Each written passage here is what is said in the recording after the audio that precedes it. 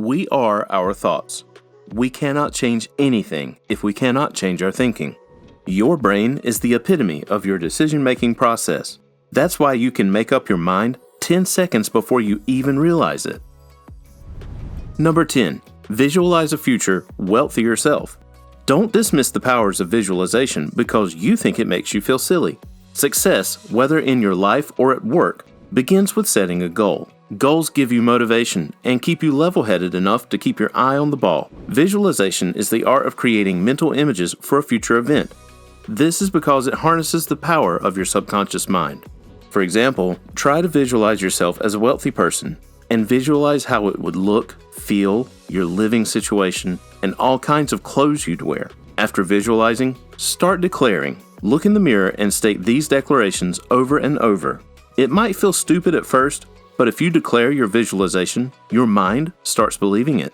Studies have shown that top athletes have used visualization to increase their athletic prowess due to improved coordination, concentration, and motivation. As a saver, visualizing your wealthier self helps you stay tied to your goals, which helps you become motivated to save. This increases your chances of reaching your set goal. Number 9. Tax yourself. Taxing yourself is not easy and takes tricking your mind into accepting it for it to happen. This is because money is a temptress and can have you buying things you never thought you would.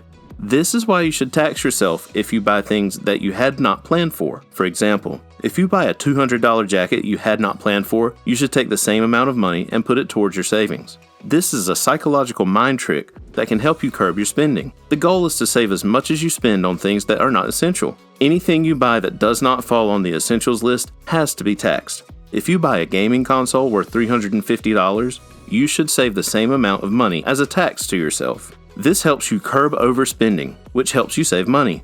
Taxing yourself is not easy, and this saving mind hack can help you save more money and stop you from spending on things you don't need. Number 8. Don't spend your change. Most times when we get change after buying something, we tend to spend it on trivial things such as $5 coffees. It's easy to disregard those little amounts that add up pretty quickly. Training our minds not to spend our loose change can help us save money.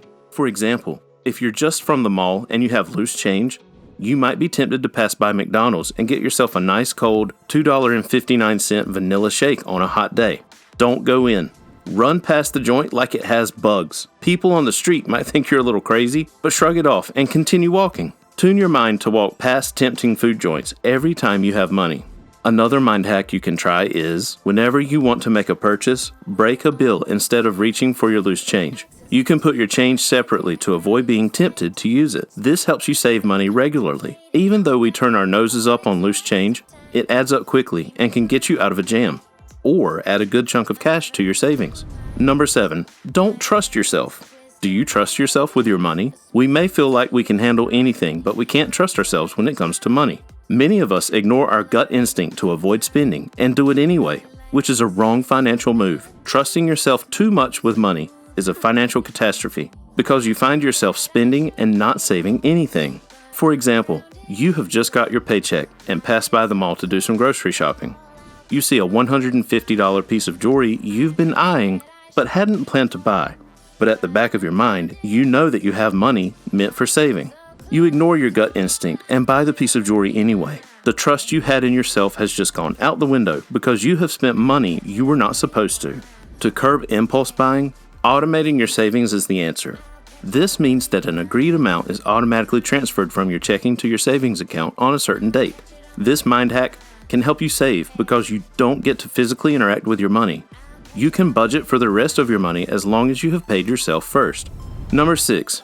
Bank your bonuses and windfalls. Do you see all the huge amounts you receive from the bonus from your employer or a tax refund? We bet you feel like you could book the next flight to Cabo and turn it up, right? Bad move. Instead of wasting all that money to pay for a private pool and sip overpriced margaritas, you can coach your mind to think of saving before spending. For example, if you know that you won't make saving the windfall, you should consider making a bonus sacrifice. A bonus sacrifice means that your bonus goes towards paying for your pension rather than being credited to your bank account. The advantage of paying your bonus to your pension scheme is that you save a huge amount of money on taxes and national insurance contributions. What's more, your employer is also saved from paying taxes and national insurance contributions. This is not limited to bonuses alone, but your salary too. Many employers offer salary exchanges for non-cash benefits, such as a company car, childcare vouchers, and so on. This mind hack is excellent in helping you build wealth for your future and saving wisely. Number 5, sleep on it. The mind is a strong thing and can make or break you emotionally, psychologically, and even financially. But you have the power to control it and bend it to your will when it comes to your emotions and your finances. Delaying your purchases is one way you can bend your mind to help you save money. For example, you see a nice set of $99.99 cordless magic clippers on Amazon and are itching to buy it. But because it was not a planned purchase, you're a bit hesitant. That's good. Hesitation can save you loads of cash and helps you avoid impulse buying. What you should do is keep the clippers in the cart, but don't check out yet. When you come back after a few days and still want to buy it, go ahead and make a purchase. But more often than not, you find that you did not need the item you wanted to buy, and it's your mind tricking you into making the purchase. You save a lot of money if you spend a couple of days before you make the final decision to buy the item you're interested in. You can abandon the cart for up to 30 days, which gives you ample time to make a sound financial decision and save your hard-earned moolah. Number 4, avoid starting a tab. Have you ever started a tab at your local bar? How much money did you lose before you decided that you had had enough? The truth is that it is more convenient to start a tab rather than pay for every drink. But sometimes convenience costs you more money than it saves you. For example, with a tab, you don't have a limit on how much booze you can take, which may cause you to drink until you drop. This costs you money because you haven't limited your intake, and if you're generous enough, you bought a round or two for your friends. Cash is tangible, which allows you to spend it thoughtfully. Using a card can cause you to be a thoughtless spender, causing you to waste money. Besides that, it's easy for someone else's bill to be charged to your card by mistake, or someone can steal your credit card information, hack into your account, and clean it out. If you want to save more money, paying for your drinks in cash can help you regulate your spending and avoid personal information from being stolen.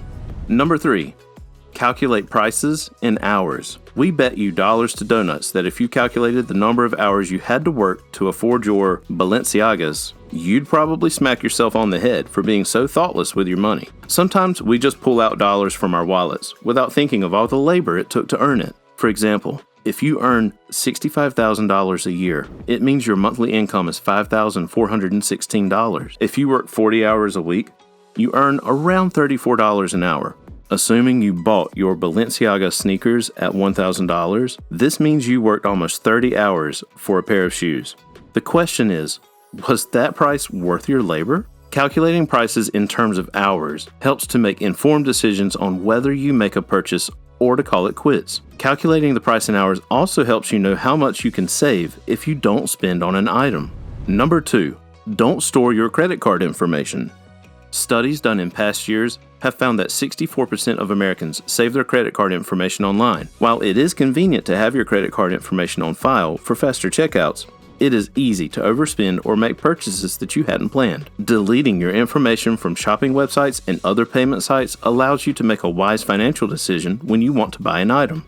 Filling in credit card information multiple times is time-consuming and can cause you to get lazy, which is a good thing because it saves you money. It also prevents hackers from acquiring your information and causing massive damage to your savings. Before we get into number 1, make sure you check out the links in the description for our best recommendations to boost your savings. Number 1, make saving money a fun game. Saving does not have to be a long, drawn-out process that makes you want to scream your lungs out in frustration. You can make it fun by participating in money-saving challenges or splurging a little on yourself when you have achieved a certain financial goal. For example, you can participate in the 52-week saving challenge with your local Facebook group or just your clique of friends. This allows you to save money and have fun with it because it challenges you to reach the goal set by others. You can save a lot of money without even realizing it if you embrace this saving mind hack.